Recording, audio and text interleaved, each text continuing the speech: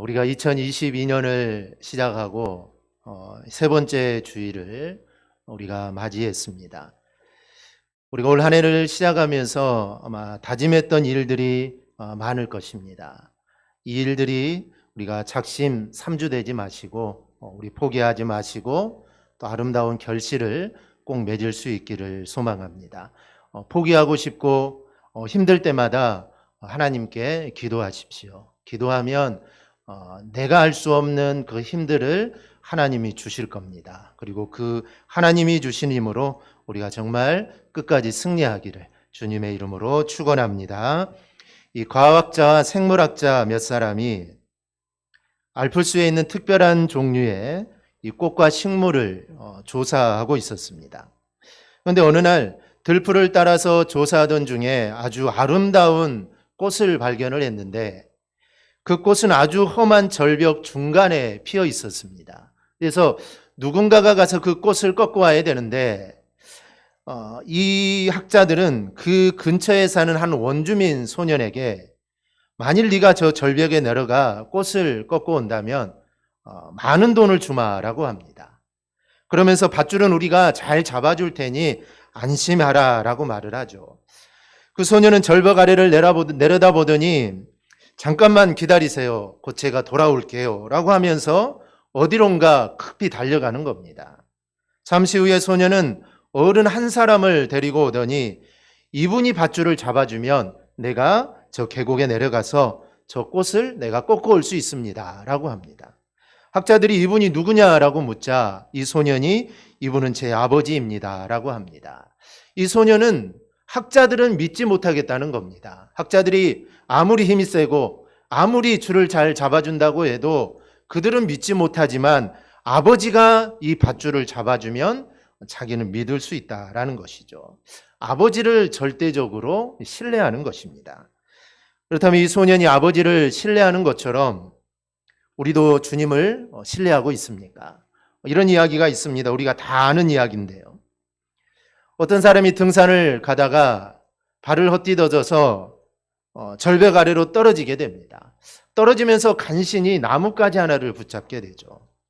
그는 천길 낭떠러지를 내려다보면서 하나님께 소리쳐 기도합니다.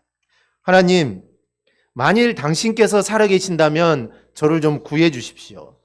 저를 구해 주시면 제가 하나님을 믿겠고 하나님이 살아계시다는 그 사실을 제가 증거하겠습니다. 그러자 진짜로 하나님의 음성이 들려옵니다. 인간들은 위기에 처하면 야, 다들 그렇게 말한단다. 아닙니다.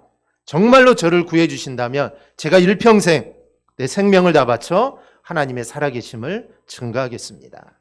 그래서 하나님의 음성이 다시 들려옵니다. 야, 네 결심이 정말 대단하구나. 그래, 내가 너를 살려주마. 나뭇가지를 붙잡은 그 손을 놓아라. 라고 하나님이 말을 합니다. 이 말을 들은 이 사람이 붕괴하며 말을 하죠. 아니, 나더러 나뭇가지를 놓으라고요. 아니, 제가 미친놈인 줄 아십니까? 하나님, 그거 말고 정말 줄 하나만 좀 내려주십시오. 더 꽉 붙잡아도 모자랄 판에 이걸 놓으라고 하니 남자는 자신의 길을 의심하면서 하나님께 계속 되묻습니다. 하지만 하나님은 물을 때마다 같은 말만 계속 반복을 합니다. 그 손을 놓으라는 것이죠. 참다 못한 남자는 하늘을 향해 소리칩니다. 거기 하나님 말고 혹시 다른 분 계신가요? 누가 나 좀 살려주세요. 라고 외칩니다. 눈물까지 보이며 간절히 외쳤지만 그 어느 누구도 어떤 목소리도 들려오지 않았습니다. 남자는 이제 해가 뜨기만을 기다리며 그 쥐었던 손을 아주 더 꽉 잡고 있습니다. 마침에 동이 트고 해가 밝았습니다. 등산객이 이 남자를 발견하고 당신 거기서 뭐 하시오? 라고 묻습니다. 얼마나 반갑겠습니까? 나뭇가지를 진 손에 더욱 힘을 주면서 자신 좀 살려달라고 말을 합니다. 그때 이 등산객이 이렇게 말하죠. 그 손을 놓으세요. 그 손을 놓으세요. 등산객이나 하나님이나 똑같은 말을 하는 것입니다. 순간 자신의 발 아래를 내려다보던 남자는 너무 놀라 입을 다물지 못합니다. 자신의 발 30cm 밑에 평지가 기다리고 있었기 때문입니다. 아마도 이것이 보편적인 사람들의 생각입니다. 믿는 우리들도 이 하나님의 말씀을 온전히 신뢰하지 못할 때가 우리도 종종 있습니다. 그러나 하나님의 사람들이 믿음의 눈을 떠서 하나님을 바라본다면 하나님의 말씀을 신뢰하게 되고 하나님의 명령에 순종하게 될 것입니다.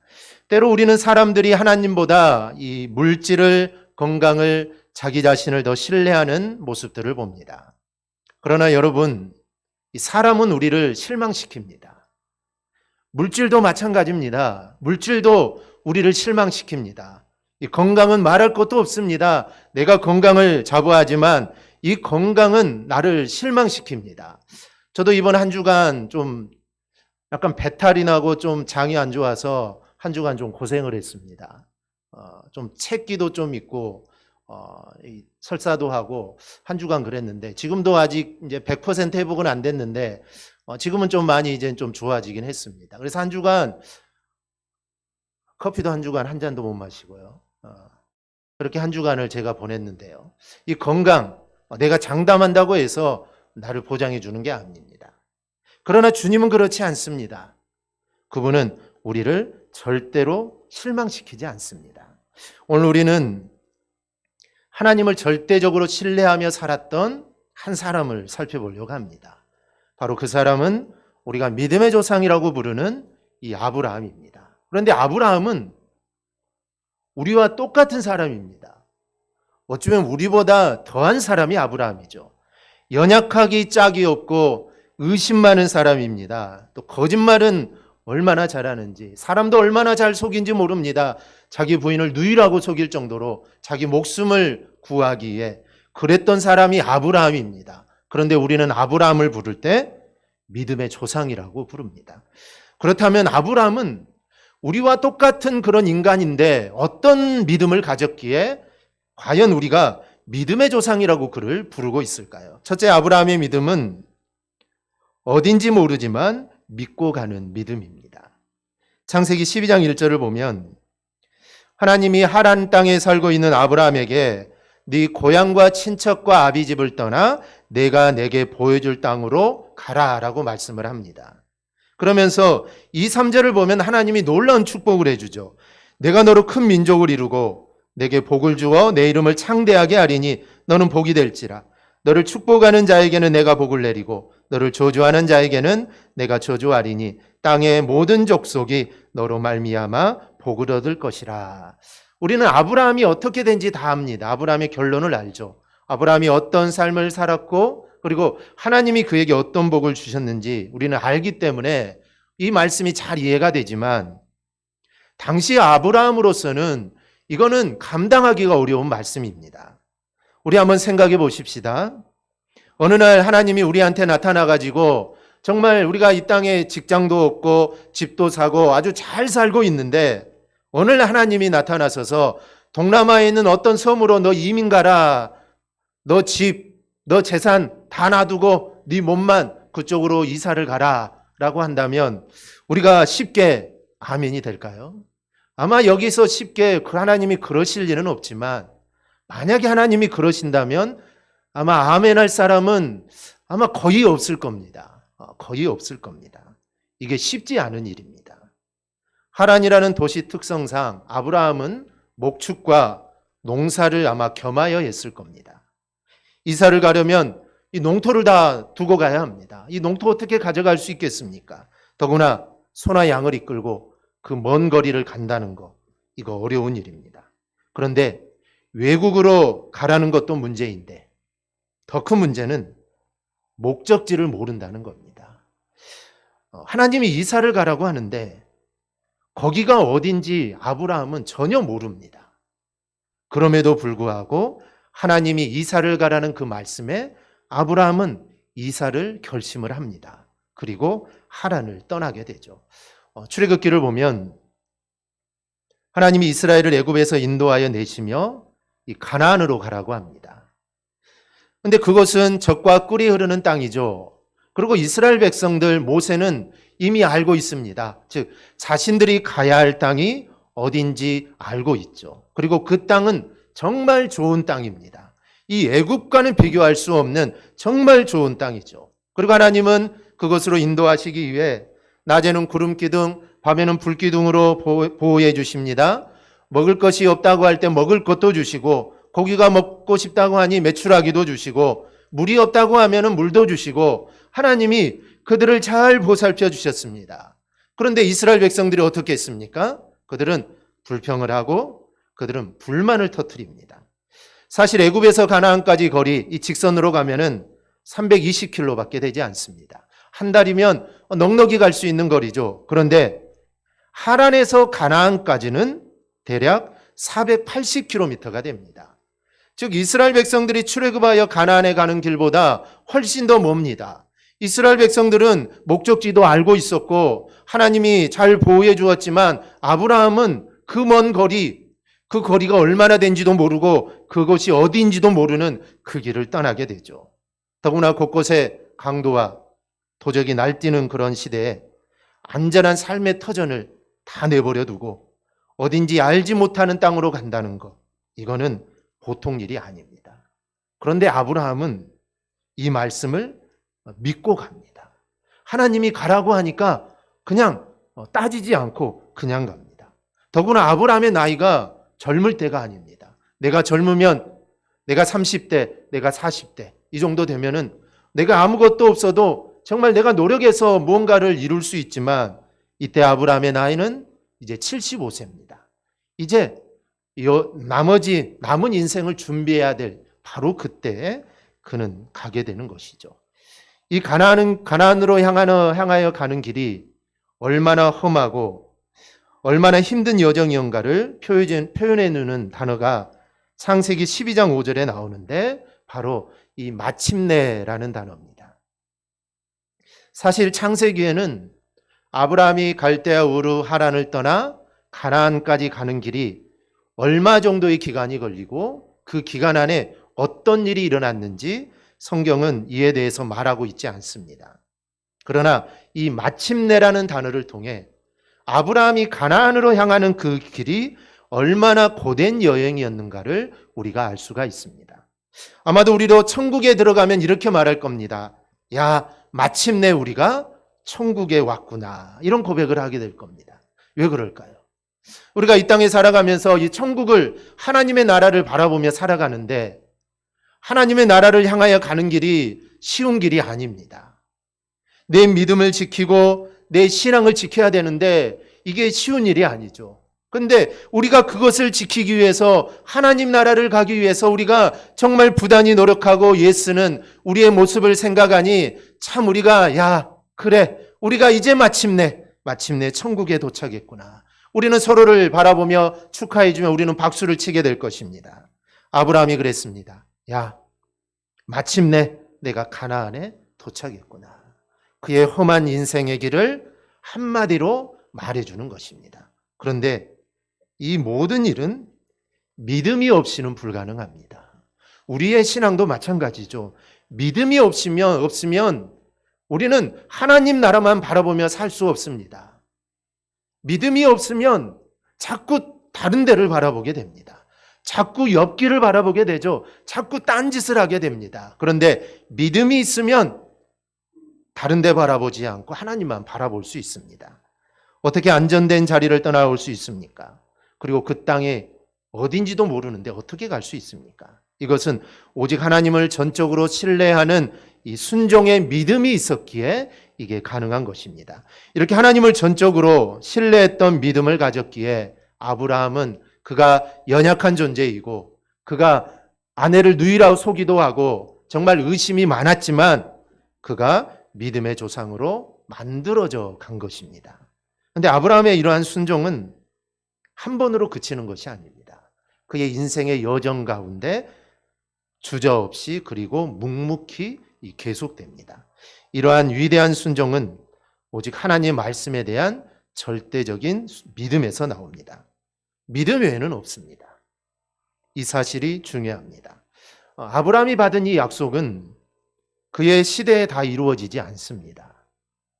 그의 당대에 부분적으로 이루어지는 것도 있지만 거의 대부분 이게 온전히 이루어지는 것은 오직 그의 죽음 이후였습니다. 그렇다면 아브라함은 이루어지지도 않는, 약속만 주셨지 아직 이루어지지도 않는 그 하나님의 약속을 일평생 동안 바라보며 살았던 것입니다. 즉 언제 이루어질지 모르지만 하나님이 약속하셨기에 그래 하나님이 약속은 반드시 이루어질 거야. 내 세대 아니더라도 내 후세대에 반드시 이루어질 거야 라는 그 약속을 믿고 그는 끝까지 살았던 사람이 바로 이 아브라함입니다. 그리하여 그토록 위대한 순종의 삶을 살았고 그 결과 하나님의 말씀대로 이 놀라운 축복을 받습니다. 그럼 우리가 어떻게 아브라함처럼 믿음의 사람으로 내가 만들어져 갈 수 있을까요? 그것은 하나님을 전적으로 신뢰하는 믿음으로만 가능합니다. 즉 어떤 상황 속에서도 절대로 흔들리지 않는 그리고 절대로 변하지 않는 이 믿음이 우리 안에 있어야 합니다. 그래야만 우리가 아브라함처럼 이런 믿음의 삶을 우리가 살 수 있습니다. 이사야 26장 4절을 보면 너희는 여호와를 영원히 신뢰하라. 주 여호와는 영원한 반석이심이로다 라고 말을 합니다. 우리는 하나님을 신뢰해야 되는데 이 하나님을 신뢰하는 이 믿음은 영원해야 합니다. 가끔씩 하나님을 신뢰해서도 안 되고 나이가 필요할 때 하나님을 신뢰해서도 안 되고 하나님을 향한 우리의 신뢰는 영원해야 합니다. 즉 어떠한 상황 속에서도 우리는 하나님을 신뢰하는 것입니다. 이 신뢰하다라는 이 말씀은 위기에 처한 사람이 그 위기를 벗어날 어떤 장소나 또 혹은 사람에게 서둘러 달려가는 모습을 뜻하는 것입니다. 즉 어려운 때에 우상에게 눈을 돌리거나 아니면 세상의 도움을 찾지 않고 신앙의 노선에서 흔들리거나 하나님을 원망하지 않고 오직 하나님만이 나의 도움이 되심을 확신하고 그 하나님께 도움을 얻기 위해 이 달려가는 사람을 바로 의미합니다. 이렇게 하나님을 신뢰하는 사람에게 하나님은 반석이 되어 주십니다. 성경에서 반석은 흔히 이 견고함을 뜻합니다. 그래서 하나님을 반석이라고 하면은 하나님이 우리 성도들의 보호자 또 안전한 피난처가 되신다라는 것이죠. 그런데 성경에서 반석은 견고함만을 뜻하지 않습니다. 또 하나의 뜻은 불변함을 뜻합니다. 하나님이 불변하다는 사실은 우리가 하나님을 영원히 의뢰할 수 있는 가장 중요한 이유라고 할 수가 있습니다. 만약에 하나님이 우리 인간과 같이 이랬다 저랬다 마음을 바꿨다 이랬다 저랬다 한다면 우리는 하나님을 신뢰할 수 없습니다. 그런데 하나님은 변하지 않습니다. 불변합니다. 그렇기 때문에 우리는 하나님을 마땅히 신뢰할 수 있다는 것이죠. 여러분 과거 이스라엘 백성들은 이 하나님을 신뢰하지 못했습니다. 영원히 변하지 않는 하나님, 절대로 변하지 않는 하나님을 그들은 신뢰하지 못했죠. 그래서 위기나 어려움이 닥칠 때마다 우상을 섬기고 그래서 이방 나라에 도움을 요청하게 되죠. 그래서 그들은 다 낭패를 당하곤 합니다. 여러분 이들의 실패를 우리는 실수를 타산지적 삼아서 정말 그들과 같은 어리석음을 범하지 말고 시시때때로 변하는 형편이나 상황에 관계없이 하나님을 영원히 우리가 의뢰할 수 있기를 바랍니다. 오늘 주일 새벽 말씀이 다니엘에 대한 말씀이었는데요. 다니엘은 왕의 조서에 도장이 찍혀서 이제 왕 외에 다른 신에게 절을 하는 자는 사자굴에 던진다라는 것을 알고 있음에도 불구하고 그는 하루에 3번씩 예루살렘을 향한 창문을 열고 하나님께 기도했습니다. 모르는 것이 아닙니다. 모르고 있었던 것이 아닙니다. 다니엘은 다 알고 있었습니다. 그러면 창문이라도 좀 닫고 기도하면 좋을 텐데 아닙니다. 다니엘은 그렇지 않았습니다. 상황이 변했습니다. 전에는 그렇게 해도 아무런 어려움이 없었지만 이제는 상황이 변해서 그렇게 기도하면 죽습니다. 사자밥이 되는 것입니다. 알고 있었습니다. 모든 게 다 변했습니다. 그런데 다니엘은 변하지 않았습니다. 하루에 3번씩 예루살렘을 향한 창문을 열고 무릎을 꿇고 하나님께 기도를 하죠. 그런데 그 기도의 내용이 뭡니까? 감사의 기도였습니다. 하나님 감사하다는 것이죠. 이제 죽게 되었는데 하나님 감사하다라는 것입니다. 믿음의 성도들은 상황이 변한다고 해서 내 믿음이 변해서는 안 됩니다. 하나님을 향한 내 사랑과 하나님을 향한 내 열정이 변해서는 안 됩니다. 내 상황이 변할 수도 있습니다. 내 상황은 시시각각으로 변합니다. 하지만 그렇다고 해서 내 믿음 또한 절대로 변해서는 안 된다는 것이죠. 이렇게 우리가 심지를 견고히 하여 하나님만을 바라볼 때 하나님이 우리의 영원한 반석이 되셔서 우리의 삶을 평강의 평강으로 반드시 인도해 주실 줄 믿습니다. 그래서 우리 모두 어려운 상황 속에서도 우리가 정말 하나님만을 온전히 신뢰하며 나아가는 우리 모두가 될 수 있기를 바랍니다. 둘째로 아브라함의 믿음은 바랄 수 없는 것을 바라는 믿음이었습니다. 아브라함이 가나안으로 향하여 갈 때 하나님께서 후손의 약속을 하셨습니다. 그런데 아브라함에게는 자녀가 없었습니다. 없는 게 아니라 자녀가 생기지를 않습니다. 자신들은 자식을 이제는 낳지 못하는 것을 다 아는데 하나님은 2번씩이나 나타나서 아들을 주겠다고 약속을 하십니다. 하지만 약속한 아들은 태어날 가망이 없습니다. 이제 100세가 되고 90세가 넘었는데 이제는 자녀를 낳을 가망성이 아예 없습니다. 그래서 아브라함은 집안일을 하던 엘리에셀이라는 청년을 양자를 삼으려고 하죠. 그런데 하나님이 이 엘리에셀이 아니라 네 몸에서 날 자가 네 상속자가 된다라고 합니다. 이 말은 아브라함과 사라 사이에서 난 아들이 상속자라는 겁니다. 그런데 놀라운 것은 6절입니다. 아브라함이 여호와를 믿으니 그 말씀을 믿었다는 겁니다. 자신들은 아이를 낳지 못하는 것을 아브라함도 사라도 압니다. 그런데도 아이를 낳게 한다는 하나님의 말씀을 아브라함은 그냥 믿었습니다. 이런 믿음을 갖고 있는 아브라함을 로마서 4장 18절은 이렇게 말합니다. 아브라함이 바랄 수 없는 중에 바라고 믿었으니 이는 내 후손이 같으리라 하신 말씀대로 많은 민족의 조상이 되게 하려 하심이라. 바랄 수 없는 중에 바라고 믿었다라는 것입니다. 사람은 눈에 보이는 것만 믿으려고 합니다. 심지어 자신의 눈으로 본 것도 믿지 않으려고 할 때가 있습니다. 임상실험으로 증명이 되고 과학적으로 증명이 다 돼도 믿지 못하겠다는 사람들이 많습니다. 그런데 더구나 눈에 보이지도 손에 잡히지도 않는 하나님의 이 말씀을 어떻게 믿을 수 있겠습니까? 아브라함은 자신의 아내 사레가 이제는 잉태하지 못한다는 것을 압니다. 그런데 하나님은 사라를 통해 아들을 준다는 겁니다. 그 자손을 바다의 모래알같이 하늘의 무별처럼 많게 해준다는 겁니다. 믿기 어려운 상황이죠. 믿을 수 없는 상황입니다. 그런데 아브라함은 이 모든 상황에서 하나님의 말씀을 믿습니다. 바랄 수 없고 이룰 수 없음에도 불구하고 하나님의 말씀을 믿습니다. 이게 바로 아브라함의 믿음입니다. 그리고 하나님은 아브라함의 그 믿음을 의롭다라고 칭해 주십니다. 그런데 우리의 모습을 보십시오. 우리는 하나님의 약속을 믿지 못하는, 믿지 않는 것들이 얼마나 많습니까? 우리가 왜 하나님의 약속을 믿지 못할까요? 그 이유는 내 생각이 앞서서 그렇습니다. 내 생각이 우선이어서 그렇습니다. 사람마다 다 자기 생각이 있습니다. 자신의 생각 없이 살아가는 사람은 없습니다. 그러나 믿음이라는 것은 분명 내 생각이 있고 그래도 주님이 말씀하시면 내 생각을 포기하고 주님의 말씀을 믿는 게 바로 믿음입니다. 아브라함도 생각이 있겠죠. 아들을 낳을 수 없다. 이거는 확실한 사실이고 아브라함의 생각입니다. 그런데 하나님은 낳을 수 있다는 것이죠. 그랬을 때 아브라함은 자기의 생각을 포기한 겁니다. 자기의 생각, 자기의 사실을 포기하고 하나님의 말씀을 믿었다는 것이죠. 주님의 말씀이 있을 때 주님의 말씀을 언제나 내 생각 뒷전에 둔다면 이 사람이 믿음이 있다고 말할 수 있을까요? 아닙니다. 항상 자신의 생각이 앞선다면 그 사람은 믿음이 있다라고 말할 수 없을 겁니다. 그런데 아브라함은 하나님이 준다고 하니까 그냥 아멘 한 겁니다. 자기의 지식으로는 믿을 수 없고 일어날 수 없는 일이라고 생각하지만 하나님이 그렇다고 하시니까 아멘 하는 겁니다. 아브라함은 하나님의 이런 전능하심을 믿습니다.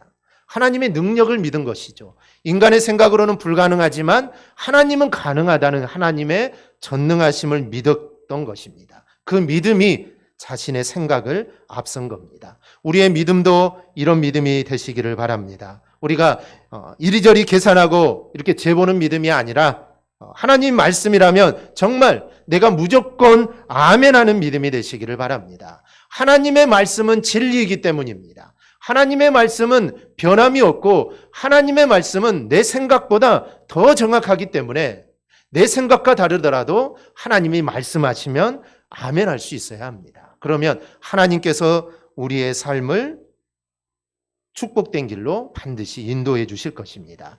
셋째로 아브라함의 믿음은 유혹과 어려움도 이겨내는 믿음이었습니다.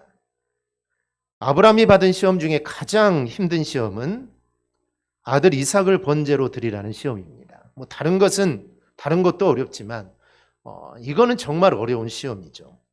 그런데 아브라함은 이 명령에 즉각 순종합니다. 그 다음날 아침 일찍 일어나 아들을 데리고 모리아 땅으로 가게 되죠. 그리고 말씀대로 아들 이삭을 잡아 번제로 드리려고 합니다.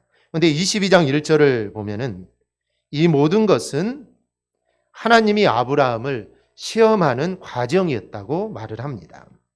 그러니까 하나님이 아브라함의 믿음이 어느 정도인지 지금 시험하신 겁니다. 그래서 하나님이 그 아이에게 손을 대지 말라고 하시면서 네가 이제야 내가 하나님을 경외하는 줄을 아노라 라고 말씀을 합니다.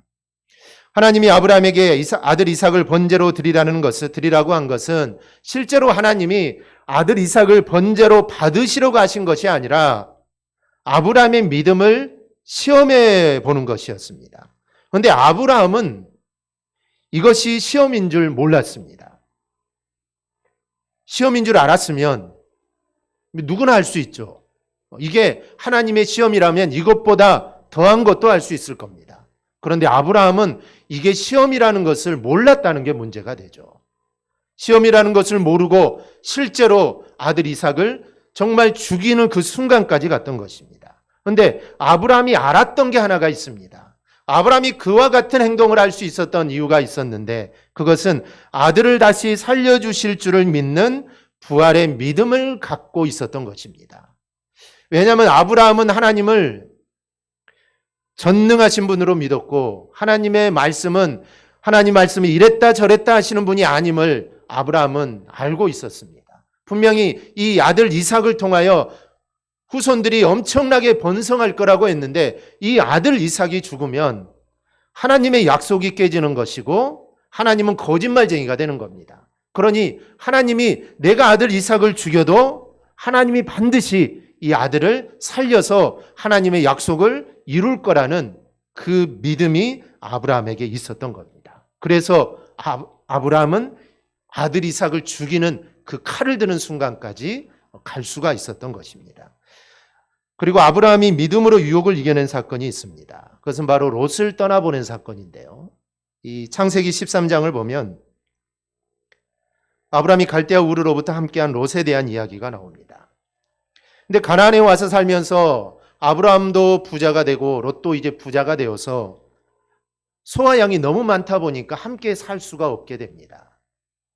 그래서 이 너무 많다 보니 이 풀과 물로 인해 서로 이 다투고 이 종들이 싸우게 되죠. 그래서 아브라함은 롯과 떨어져 살기로 결심을 합니다. 근데 10절을 보니 이 선택권을 가진 롯이 온 땅에 물이 넉넉하여 여호와의 동산 같은 소돔 지역을 선택을 합니다. 왜 아브라함이라고?